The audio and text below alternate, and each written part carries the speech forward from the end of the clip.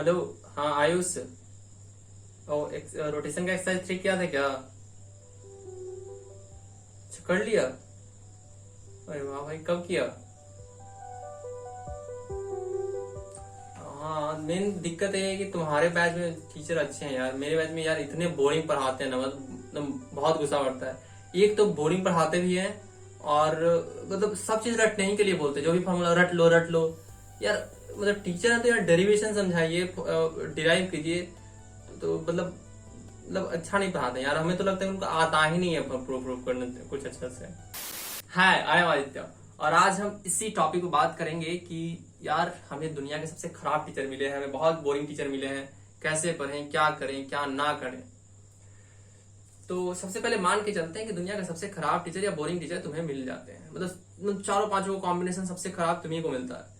जैसे फिजिक्स का भी सबसे बोरिंग टीचर, केमिस्ट्री का भी, मैथ्स का भी, बायोलॉजी का भी सबसे खराब खराब तुम्हें मिलता है। ठीक है।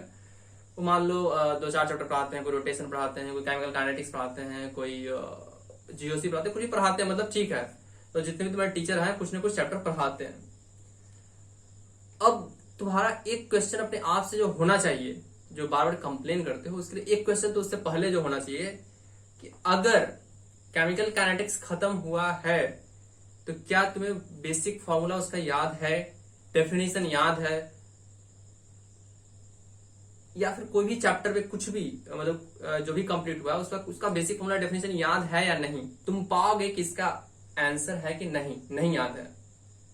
जबकि जो फॉर्मूला तुम याद करते हो, बेसिक फॉर्मूला या डेफिनेशन, उसमें टीचर का रोल एकदम ना के बराबर होता है। रोल होता है बट ना के बराबर होता है। ऐसा नहीं कि मतलब बस होता है कि कभी कभी अगर फॉर्मूला मतलब याद करने में दिक्कत हो रहा है तो इजी कोई मेथड बता दिए या न्यूमेरिक्स बना दिए तो बच्चे को याद हो जाए। लेकिन वो जरूरी नहीं है। न्यूमोनिक्स से सब चीज याद नहीं होता है। जैसे कि पीरियोडिक टेबल मैक्सिमम को न्यूमोनिक्स से याद होता है। लेकिन मेरे साथ था कि पीरियोडिक टेबल मुझे मतलब न्यूमोनिक्स का भी जरूरत ही नहीं पड़ा।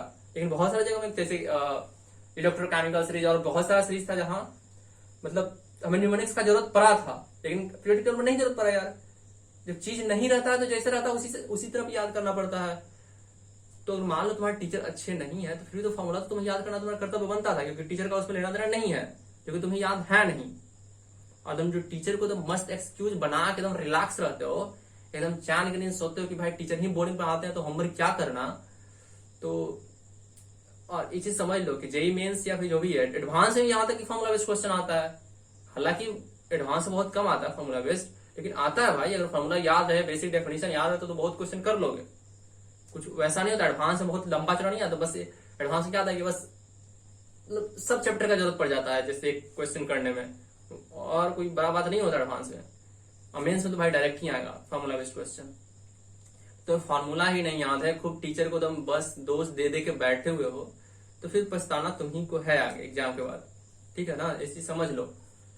जो फॉर्मूला या बेसिक कॉन्सेप्ट जो याद करने वाला चीज है, ये करता सबको ही है लेकिन बताता कोई नहीं है। तुम किसी से टॉपर से बात करो भाई, भले ही कितना भी, अगर तुम्हें कोई मान लो तुम किसी से बात करते हो जो मतलब बहुत अच्छा कॉलेज में है, बहुत अच्छा रैंक लाया है, फोड़ दिया है जेई में, अगर तुम बोल दे ना तो कि वो बेसिक फॉर्मूला याद नहीं किया था या फिर वो सब चीज डिराइव करके किया है काम, तो तुम मान लो तुमसे झूठ बोल रहा है। वैसा नहीं होता। हम भी टॉपर से बात किए हैं और सबका उत्तर यही होता है भाई कि चीज याद करना पड़ता है। याद करने के बाद समझ में आता है, फील आता है चीज। अगर तुम Newton second law, third law अगर पहले ही मतलब एक्सेप्ट ही नहीं करो, उसको बस डिराइव करने के फिर लग जाओ, तो फिर तुमको कभी फील ही नहीं आएगा। लेकिन एक बार फील आएगा, क्वेश्चन करो, उसके बाद फिर अचानक से सब चीज सही हो जाएगा। तो पहले तुम्हें तो याद करना पड़ेगा चीज, और ये चीज सब कोई करता है। टॉपर करता है, नॉर्मल बच्चा करता है, या फिर जो मतलब नॉर्मल रैंक लाता है या फिर जो टॉप रैंक लाता है, सब कोई करता है। ये चीज मान लो। और भले ही टीचर इसलिए नहीं बोलते क्योंकि टीचर को बेइज्जती लगता है। जैसे अगर हम ही तुम्हें पढ़ाएं, अगर हम डिराइव करने के बजाय बोलेंगे तुम इसे रट लो, तो तुम्हें लगा कि नहीं आता होगा आदित्य को, ऐसा लगता है। तो हमें भी लगता था जब हम 11th-12th में थे कि टीचर को नहीं आता होगा इसलिए बोल देते हैं रट लो यार। लेकिन हमें तो समझना है, हमें थोड़ा ना रटना है। हम ऐसे ही टेंस जीबी लाकर थोड़ा बैठे हुए हैं, हमको समझना है।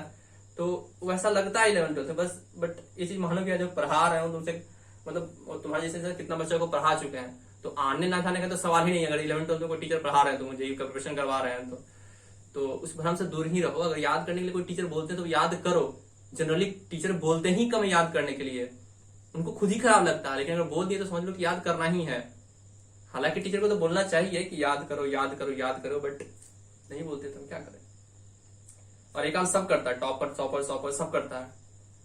और अगर सही में अगर मतलब मान लो टीचर बोरिंग है, मतलब लगता है यार कि यार हमें बेसिक फॉर्मूला तो याद ही है, सब चीज याद है, पूरा नोट्स भी याद है टीचर का, लेकिन फिर भी मजा नहीं आता है, तो फिर यूट्यूब पर देखो यार। अब जैसे किसी चीज का सब्सक्रिप्शन लेते हो तो उसमें बहुत सारे टीचर का ऑप्शन होता है, ढूंढो अच्छा टीचर, उसमें कौन सा बड़ा बात। लेकिन एक बात याद रखो कि जिस टीचर को ढूंढ रहे हो ना एक बार मेहनत करके, तो उस पर स्टिक करो जरा। मतलब जल्दी जल्दी स्विंग नहीं मारना कि एक टॉपिक नहीं समझ में आया सीधे एक के सर से डिग के सर पड़ गया, सिक के सर से डिग के सर चले गए, वो चीज नहीं करना।